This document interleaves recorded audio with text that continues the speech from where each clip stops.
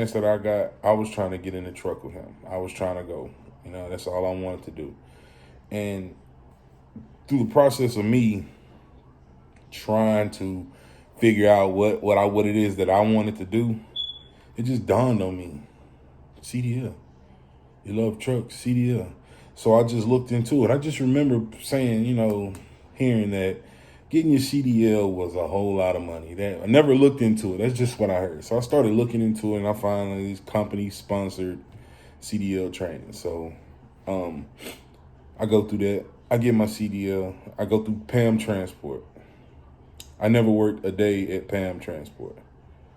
When I got my CDL, they send you home for whatever it is, and you have to wait for a trainer to come pick you up, which is the dumbest thing ever. Like, why would you send me home? I am here ready to work, and you're gonna send me home to wait for a trainer. So in the midst of sending me home to wait for a trainer, I found another truck driving job, a local job, which was the worst mistake I made. So I worked local. I wasn't making no money. I worked for, well, I ain't gonna get them no shout out. It's free advertisement. But I worked for them. And let's just say it was a beverage company. Pennies on the dollar. I think I was taking home $700 a week. That's nothing. So I worked for them for almost a year. It wasn't scratching my trucking itch. I needed to get out there and run the road and be a trucker. Be a trucker. That if I'm gonna do it, I'm gonna do it.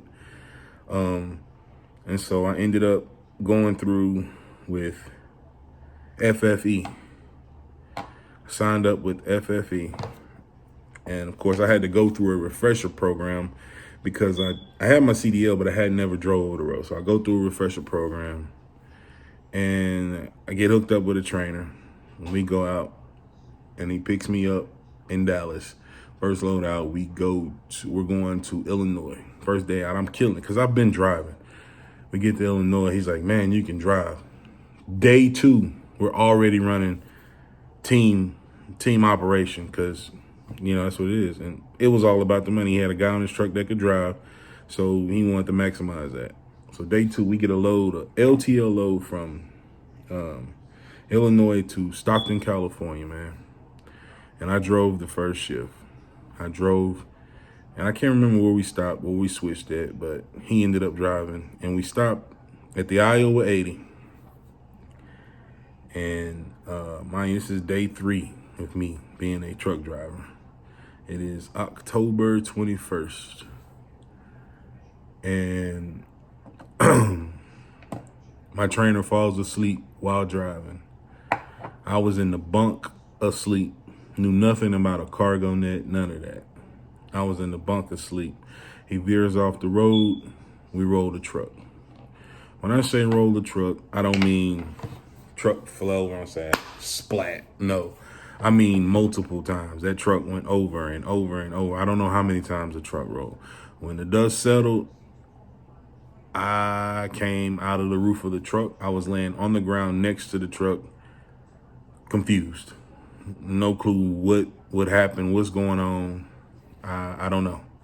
Pinching myself. He's freaking out. He's locked in the driver's seat, whatever. So he rolled the truck, damn near killed me.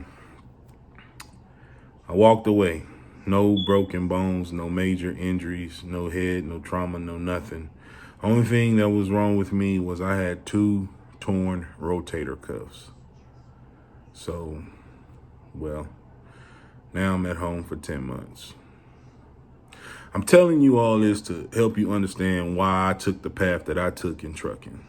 So I had to go home for 10 months because, well, you can't use your arms, which you have no rotator cuffs. Had to have them surgically repaired. No, I didn't get $1 million settlement from them. That piece of paper that you sign when you sign on to a company to be a driver covers them. As long as they pay me workman's comp and they pay for my medical, I could not sue them at all. Whatever. So I go through that. So then I'm at home 10 months, bills piling up. I'm losing everything. My wife's working. We've got one income. I got, at this time, I've got 2 kids. Two. My daughter's 10 months, 11 months, somewhere around a year. My son is 2 to 3 months old. Just had my son in May. So we go through that. Bills piling up. So I made the decision when I came back and I couldn't be a company driver. I needed to maximize my income. They gave me the opportunity to lease a truck. I leased the truck. Everything that I learned, I jumped straight out there. I jumped straight into it, head first, no experience, and I leased the truck and I figured it out. I had a great trainer. When I came back, she showed me she trained me as an owner operator. Okay, that's where my training came from. She trained me as an owner operator how to fuel the truck, how to calculate this, how to calculate that. She was the best.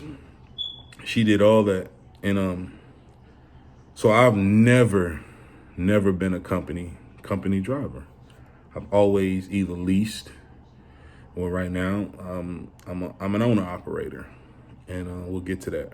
But yeah, that's the path I took. The reason I took that path is because what I had going on at home. I had to man up. I had to muscle up. I had to do what I had to do. I had to pull up my bootstraps. I couldn't cry about nothing. I had mouths to feed, and I had a wife at home, and I had to do what I had to do. So that's why I chose the path I chose. You know, somebody else who doesn't have kids or something like that, then they can take a slower path. But I needed money in the worst way. So, I did what I did, but I put it down. I say don't take the path that I took is because everybody's not going to be as fortunate as I was. I had an amazing support system. Those lease programs, they really, really don't teach you how to be an owner operator because you have such a big crutch. You have a maintenance account that's automatically withdrawn from your settlement. And it's different when you're an owner operator and you have to put that money up for that truck. It's different. It's different. That's a crutch when they do it for you. So I say to go out and buy a truck, you need to have at least $10,000 saved up. I didn't have $10,000 saved up when I went and bought my truck, but I recommend that you take that route. I don't recommend a truck with a DPF system on it. That's what I learned in. That's what I knew. That's what I bought. And no, that's not the route. That's not the route to take because that DPF system is going to cost you an arm and a leg.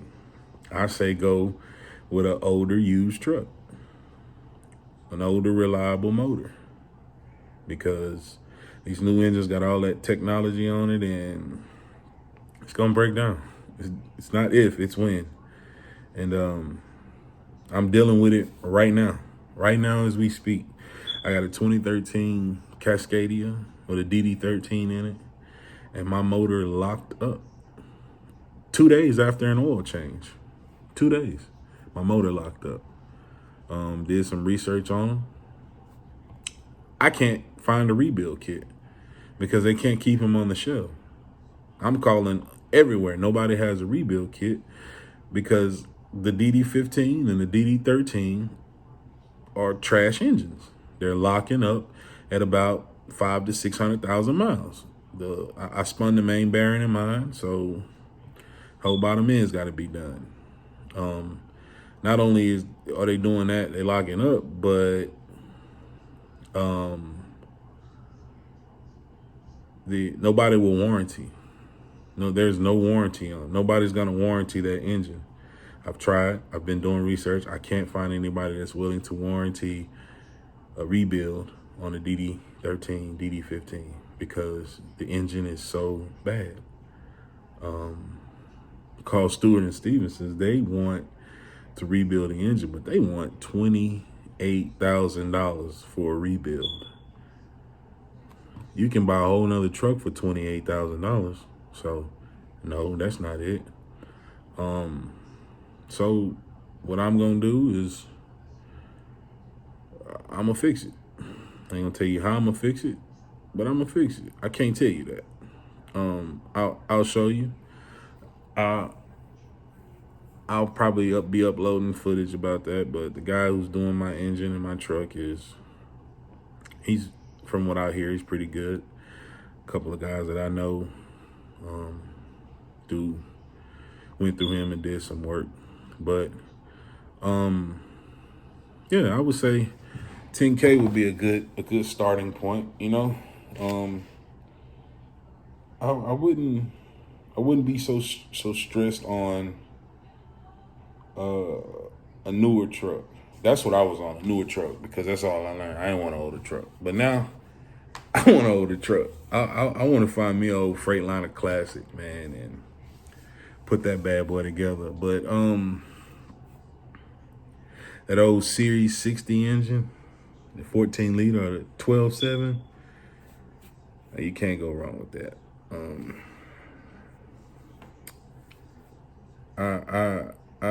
I just don't.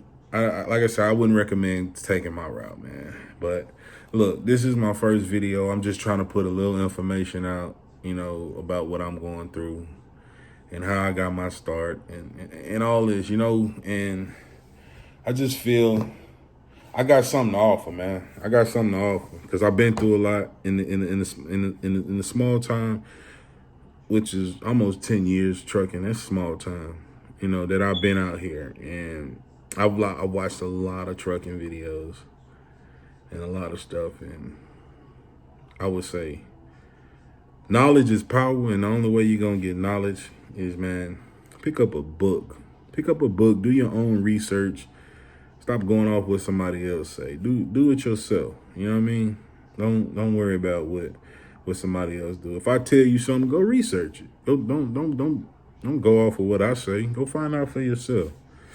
I got a group of guys, you know, that I kick it with, and that's all we do. We argue all day about everything, and they don't believe nothing I say. I don't believe nothing they say. I gotta go research it. That's just me. I'm not gonna take your word for it. You're gonna have to prove it to me. But I have some more footage, and hope you guys like, subscribe, share, click the like button. Help me out. Help me grow this channel. I'm trying to do something different. I'm not really into all this, but I figure I could help somebody out, man. I'm just a family guy trying to make ends meet. And I figured this could be another avenue for me, because I feel like I got some help. I like to teach, you know. I wouldn't say I like to teach, but I like to talk sometimes, not all the time. But it's your boy, Easy Money the Trucker. Hit the like button, please. Smash the like button. Share the video. Help me get out there. Help me grow, please. Thank y'all. Peace.